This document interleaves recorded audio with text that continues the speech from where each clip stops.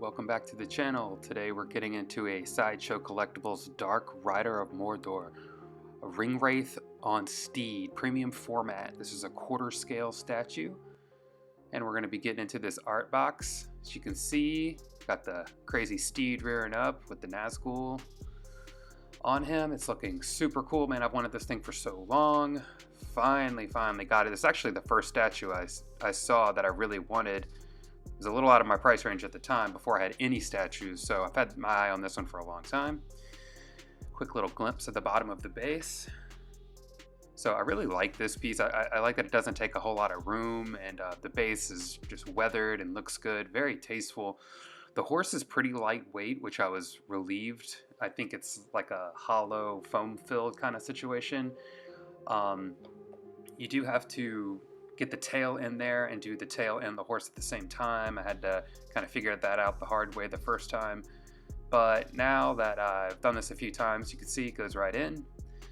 Not too bad, but man, the horse is just everything in this piece. It really is. It's like the first thing I noticed when I saw it back in the day. So lots of mixed media going on in this piece, and you can see how the Nazgul just slips right onto a peg. He has a peg that keys into a hole on the horse itself in the saddle. So he fits right in there, and then his stirrups kind of go over his feet. Again, it's all mixed media, so you can move them around and pose them and do what they need to do. The fist is in a locked pose position, so you really just drape the reins around his wrists and it gives the illusion that he's holding it. Very effective. And his pointer finger going on right there. Now this is the regular version. The EX comes with a sword that's pointing out. The individual that I bought this from actually told me it was the EX, and I was really hyped on that. And then when it showed up, there was no sword there. So that was a thing, but whatever. I'm really glad to have the piece. I would have preferred the EX, I'm sure, as most people know, but you know, I'll take it, I guess. So now we're gonna get some 360 shots of everything going on here. You can really see all the different mixed media.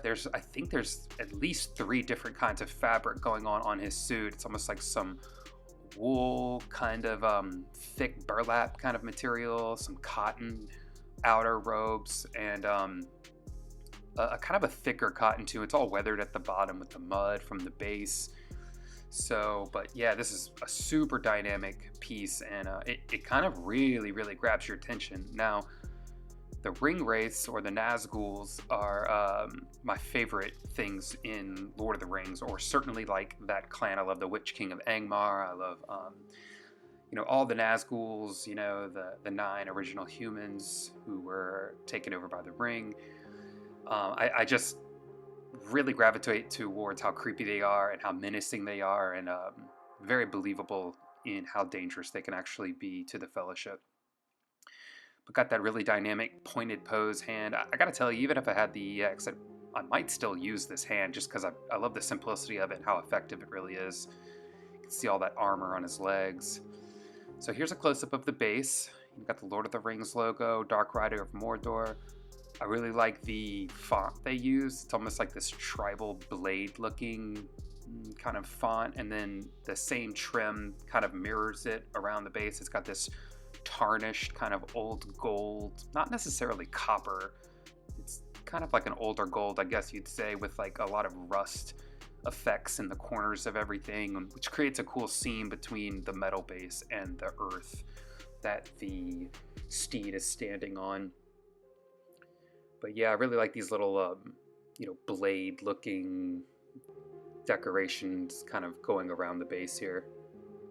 Very tasteful. So you can really see the different materials in the mixed media here, and how all the dirt and grime comes up onto the clothing of our character here.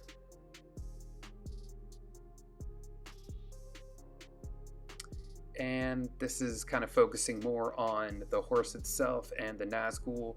Now there's no head for the Nazgul. It's kind of this weird bent spoon kind of thing, if you can imagine. Think of a plastic bent spoon, and then the spoon kind of goes into the hood and creates a head shape. So there's no actual head in there, just like a hollow face, which, you know, obviously we don't ever really see any kind of Nazgul face, certainly not in the beginning or the the first Lord of the Rings film, where this guy's kind of looking for the hobbits. So you can see the kind of torn, shredded mixed media. I really love the clothing. I mean, it's a lot of mixed media. It's a lot of clothing, as you can see when I was putting it together, but very appropriate for the character, and the way it drapes, it really has like an effect that it's heavy. You can see the two swords hanging out inside there, and just all the wounds and the festering blisters on the horse is just really my favorite. I love the glossiness in the mouth and the matte finish from the outside, all that glossiness on the wounds. Super effective. Now here's a close-up of that plaque kind of front part of the base we were looking at. Love the font, very appropriate. And there's a close-up of that texture and that rust effect. And the base is fantastic. I really like it. It's very simple but effective. Now here's the base. This is kind of one of my few critiques on this piece, where the base is very monochromatic. I mean, it's basically just a mud brown with some highlights of light brown. Here you can see kind of how the feet meet the base. It's very seamless and very flush. It looks really, really good. And then this is the tail meeting the base, so there's more hair on the base, and you can see the seam line there. The base is really complicated, so you don't really notice that at all. But lots of flowing dynamic hair and all these wounds. Now this is seeing the horse with the Nazgul's capes up, so you can actually see all the detail, and it's kind of all the stuff that's hiding under all this clothing. But I really love the festering wounds and all the texture and the different layers and the fabric underneath the saddle and the belt and all of that. It's just really incredible. And the little chains, it's all hidden by the fabric. Now this is the outer robe. This photo is a little funky for some reason, but this is the outer robe. It's very big, lots of material. This is that thicker, more burlap kind of cotton that's underneath that part. So this is the middle layer. And then that's that kind of wool-like burlap material that kind of sits underneath the rider.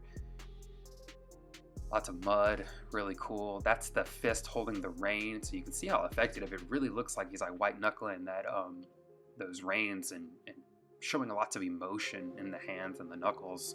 There's some knee armor happening, and close up of all these belts and mixed media, hair, texture. The horse is phenomenal. I really, really, really like it a lot. So here's a bunch of these buckles and armor on the horse, and just such a menacing expression. They did so much justice on this horse, man. Like the texture, the paint, the sculpt, the armor. It's pretty monochromatic, but it is a black horse of death, essentially. So, yeah, I mean, I don't know much more you'd really want out of the horse, because he's essentially just is what it is. He looks like the film, but man, it is so badass. And that glossy teeth and gums next to that matte fur, super, super cool. So essentially, for him being like a one-colored character, it's really just black and different tones of silver. This thing's incredible, and they really made the best out of the wounds and the blood, and let that shine through with all. I think they just took advantage of like the dark monochromatic color scheme of this piece. And the armor and those little swords bring out the little clips and all the silver kind of all over it. Now here's a close-up of the pointed hand. You can see a tiny little seam line in the wrist right there, but being armor, you really don't notice it at all. It's got a nice strong magnet. A little close-up on these swords that are around his waist. The big sword is actually really long. It kind of wants to hide under the fabric a lot, so I'm constantly adjusting it so you can see the swords in the fabric. And that's inside the head, so essentially nothing, but I wanted to give you guys a look and what was going on in there. The chest plate of the horse is super cool. Lots of texture and weathered, and the chains just draping over everything looks really, really nice. Yeah, cool idea with just the nothingness inside of the figure. Very appropriate. Now I love how the feet fit in these stirrups, and they fit really, really tight, so that leather is just, it looks like it's not loose or anything, so it looks like he's really like steering the horse with those leather straps. And again, I just love the grip on the reins there. Very expressive. And yeah, again, hit that like button. Make sure to subscribe to the channel if you haven't already, and get that bell notification so you can keep up with all this new stuff coming out. Alright guys, that's going to do it. 2022 is going to be the year of Tolkien, so we're going to have a lot of Lord of the Rings coming in. Stay tuned, and we'll see you guys next time. Thanks.